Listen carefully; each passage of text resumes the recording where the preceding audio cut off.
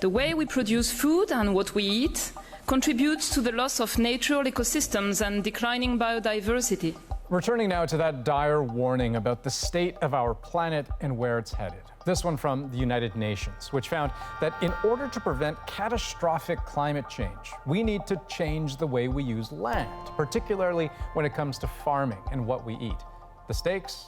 More heat waves, droughts, heavy rains, land degradation, and desertification, which in turn puts even more pressure on the land we use.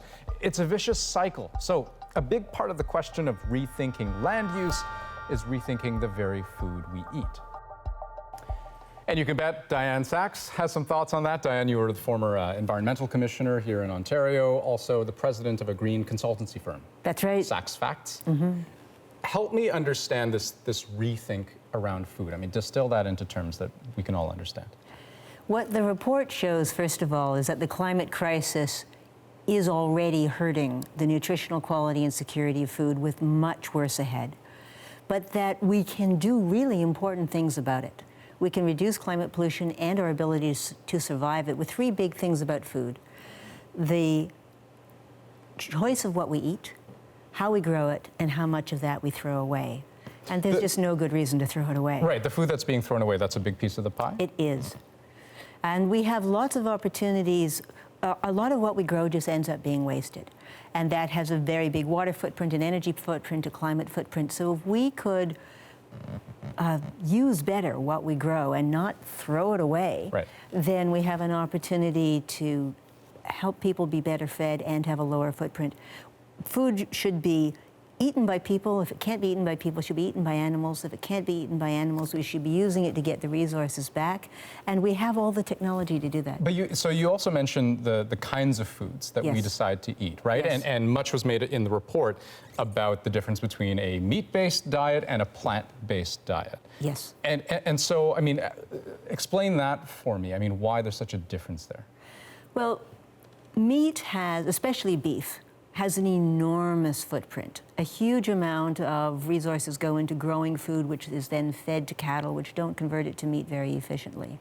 It also creates a lot of water pollution and many other problems. So for many people, the quickest change they can make in their diet that will dramatically reduce its carbon and environmental footprint is to eat less beef. It also matters how the cows were grown. Why didn't the IPCC just come out and say, let's all cut meat out of our diets?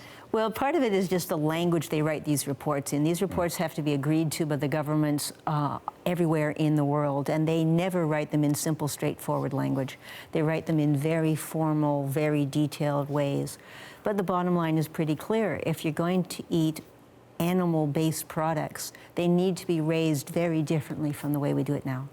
In terms of individual impact, I want to show you something. This is actually something that came out of your office earlier this year. And so it was a pie chart showing the average Ontarian's carbon footprint and sort of broken down into the various ways in which we pollute. The first thing that jumps out at me is, I mean, since we're talking about beef, does this look like a small part of the pie to you? So what we're showing on this pie chart is the top 4 things that between them make up half the carbon footprint of individuals in Ontario. Number 1 is driving. We drive the most inefficient vehicles in the world. Number 2 is heating our homes. We have very leaky homes. Number 3 is flying, and number 4 is beef. And for many people, beef is one of the easiest things to change. But it's significant. It's not as big as driving, but it still has a big footprint. Should people feel like they have individual agency in all of this and that they have an impact? Because it's hard to measure progress too, right? I mean, if I decide to carpool once a week, I mean, it's hard to understand the impact that that's having in any terms that I really understand. Every action matters. Every ton matters, but I can promise you every action matters, and it matters a lot of different ways. It matters directly in what you do. It matters in terms of who you influence, your kids see, your friends see, the people you're carpooling with see. It matters in terms of the politicians who have to make the decisions that matter to us. You've got much better chance of influencing your politician if you're already acting on it. You have influence on the kinds of services that are provided. When there are lots of people carpooling, well, you need a carpooling parking lot. You talk about carpooling. So we change the society. We're social animals. People want to hear what other people like them are doing. And if you're a leader, other people will notice. Diane Sachs, fascinating conversation. Thanks so much. Thank you.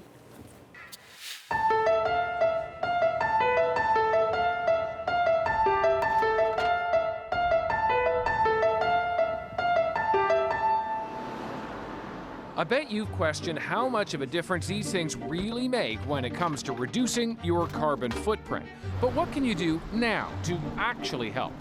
Here's an example you might not have thought of to sink your teeth into.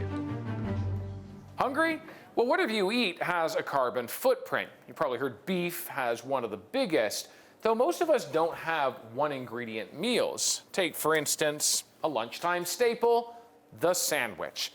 Of course, a UK study actually looked at the carbon footprints of sandwiches, and Adisa Adzapagic is one of the authors. Adisa, what are the sandwiches we should avoid? Well, the sandwich that you should avoid is ham and cheese, and also a breakfast sandwich, which contains bacon, sausage, and an egg. Okay, so what if I suddenly went vegan and I took the ham out, I took the cheese out, and then I'm just left with the tomato and the lettuce? Is that okay? Apart from the taste, that should be okay, but it depends how tomato is grown. So in the UK, for example, most of the tomato is grown in greenhouses, and that requires energy, which means that the carbon footprint of tomato is really high. Oh. So just to give you an example, 1 kilogram of tomatoes would have 10 kilograms of CO2 equivalent emitted into the atmosphere. So that is 10 times more than its own weight. But if we imported tomato from Spain, where it's grown in open fields, then the carbon footprint is lower, even when you account for the transportation. So what can Canadians take away from your study? We have a choice in terms of the type of food that we eat. So generally less meat. And if you make a sandwich at home, you will normally halve the carbon footprint of your sandwich. If you do buy, packaging is a consideration, and you never guess what the best one is when it comes to carbon footprints.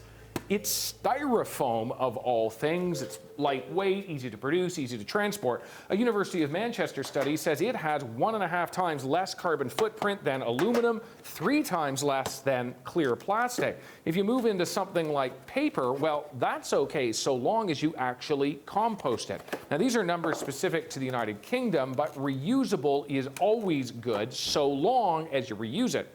Don't lose your container.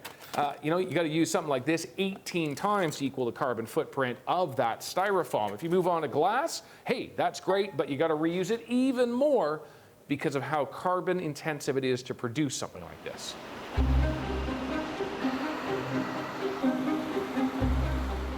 There's one really big way to reduce our own carbon footprint and maybe make a bit of money at the same time, talking about your investments. So one study from CoPower shows the average Canadian portfolio is connected to more carbon emissions than anything else we do in our daily lives, even driving. And so a $10,000 investment, for instance, here at the Toronto Stock Exchange, could be connected to 800 kilograms of CO2 each year. That's the equivalent of driving 3,000 kilometers in a car, tumble drying 332 loads of laundry, or eating 264 quarter-pounder hamburgers. Okay, whoa, let's hit the rewind button. How is it that investing has a carbon footprint? Man with the answers today is Tim Nash, and you are an investment coach, and you're also the founder of Good Investing. So explain this to me. How is it the money that I invest has a carbon footprint? Right. Well, you invest that money in companies, and those companies emit carbon emissions. So just like you share in their profits, you also share in their carbon footprint. Okay, I get how you say you're partially responsible, they're emitting, you have a share in that. And as Canadians, we invest trillions of dollars a year. But what about the small guy, the normal guy? When it comes to regular investors like you and I, right, the first step you're going to want to take is to speak to your financial advisor, whoever you're working with, and ask some tough questions. See whether they have socially responsible investments available. But am I giving up returns by going with one of those? Not at all. All the studies have shown that you can do just as well, if not a little bit better, by investing in companies that are reducing their carbon emissions and by getting fossil fuels out of your portfolio, what we call divestment. We've started to see the smart money move in this direction.